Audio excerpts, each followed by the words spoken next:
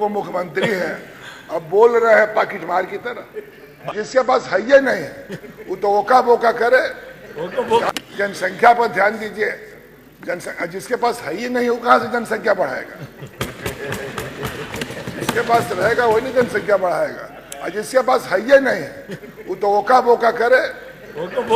उप मतलब क्या है? चुप। और हम ही कहते कि उप मतलब चुप। हम लोग कभी अब माफिया गुंडा बदमाशों के शरण में राजनीति नहीं किए, सीना खोल कर लड़ने का काम किए हैं। इस देश का दुर्भाग्य चल रहा है कि इस देश को 4 लोग चला रहे हैं। 2 बेचने में लगा है, 2 खरीदने में लगा है। जब पहली बार बोले तो किस मुंह से बोले थे, और दूसरी बार बोल रहे तो किस मुंह से बोल रहे समझ में नहीं आ रहा। मुंह से बोल रहे कि कहीं और से बोल रहा। मैंने बजट पढ़ा, खन्ना साहब ने बहुत अच्छा गिल अच्छा लगे हैं। एक अर्जुन सिंह चांद थे, उन्होंने कहा था कि लश्कर भी तुम्हारा है, सरदार तुम्हारा है, तुम झूठ को सच लिख दो, अखबार तुम्हारा है।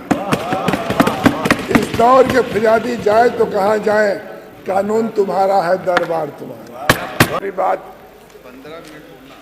बजट की चर्चा का उद्देश्य और आलोचना, जैसा कि बजट शलम मणि साहब चले गए रखकर, और अभी आपके सामने बजट पे बोलने का काम किया। मुझे तीन की बात शुरू करना है। एक अर्जुन सिंह चांद थे, उन्होंने कहा था कि लश्कर भी तुम्हारा है, सरदार तुम्हारा है, तुम झूठ को सच लिख दो, अखबार तुम्हारा है। इस दौर के फिजादी जाए तो कहाँ जाए, कानून तुम्हारा है, दरबार तुम्हारा। लोगों की हालत ये है कि सब कुछ ही नहीं कहा है, झूठ को सच। अभी जब नेता सदन बोल रहे थे महोदय, तो ऐसा बोले जैसे लगता था कि अब उत्तर प्रदेश में जो कुछ है वो 8 साल में हुआ है।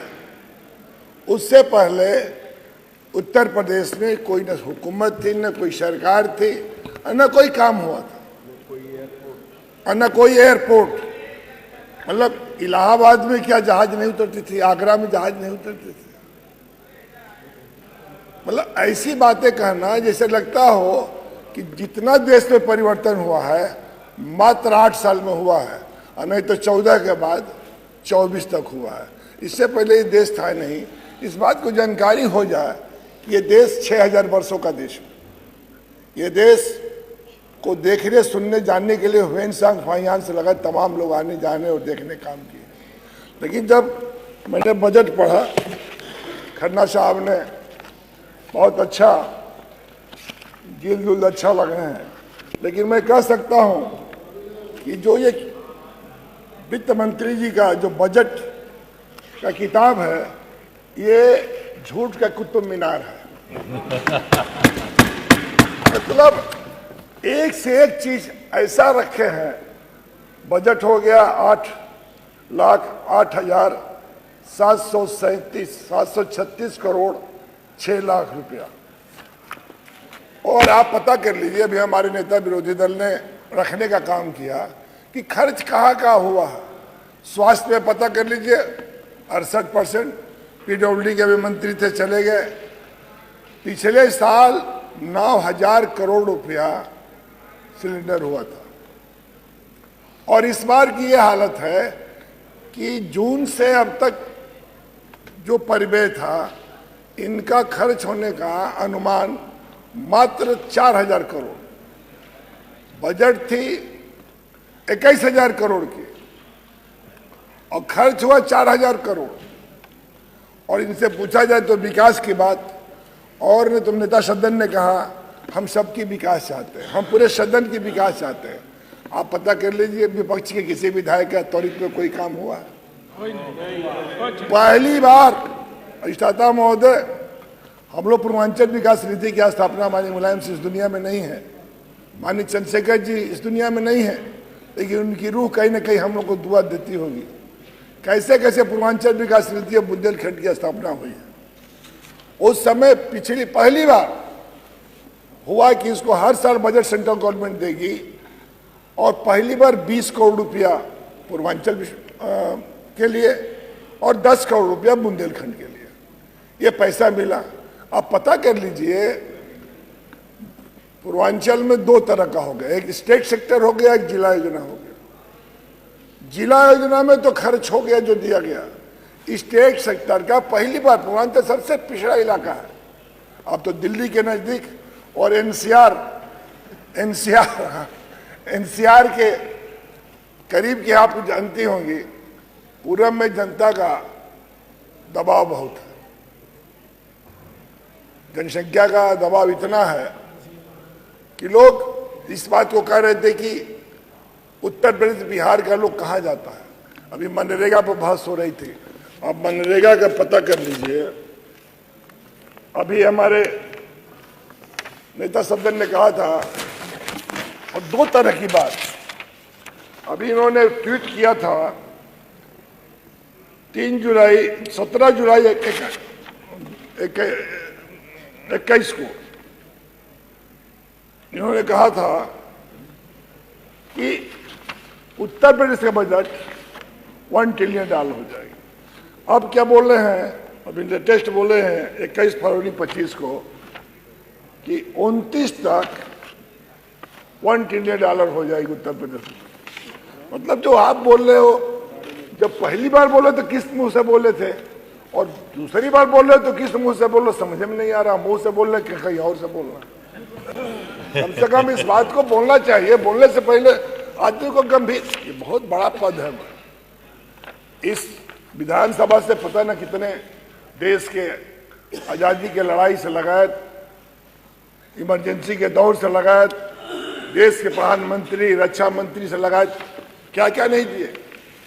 जिस बात को आज बहस कर रहे थे कि माननीय मुलायम सिंह यादव जी को नेता विरोधी दल थे माननीय अटल बिहारी वाजपेयी जी ने, और देश के पहला इकलौता रक्षा मंत्री थे जो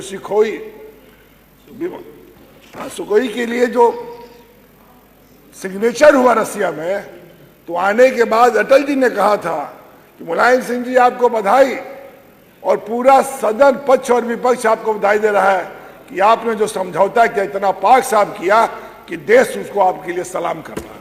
और उनके बारे में कहा जा रहा है तो नहीं बोलना चाहिए। एक बुजुर्ग आदमी क्या राय दे सकता है? एक बुजुर्ग आदमी वही राय देगा जो उसके समझ में आएगी कि हम घर के मुखिया हैं, घर के अगुआ हैं, घर के मालिक हैं, अपने लोगों के बीच में बैठकर कहीं ना कहीं अच्छी बात बोलने का काम करेगा। लेकिन आप पता कर लीजिए, मनरेगा की मैंने एक उदाहरण दे रहा हूं, आप मनरेगा में पता कर लीजिए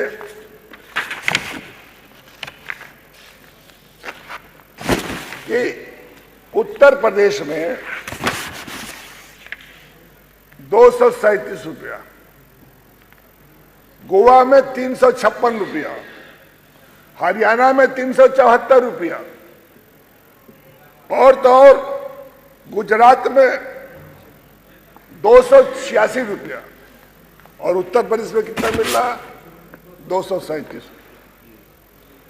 यह है मजदूरी में, जहां सबसे अधिक श्रमिक है, सबसे अधिक जनसंख्या का दबाव है, जहां सबसे अधिक मजदूर बंबई से लगाए, कलकत्ता से लगाए, पूना से लगाए, बंगलौर से लगाए, हिंदुस्तान के हर बड़े शहरों को संवारने, बनाने और उसे खूबसूरत बनाने का काम यदि किसी ने किया तो उत्तर प्रदेश के मजदूरों ने करने काम किया।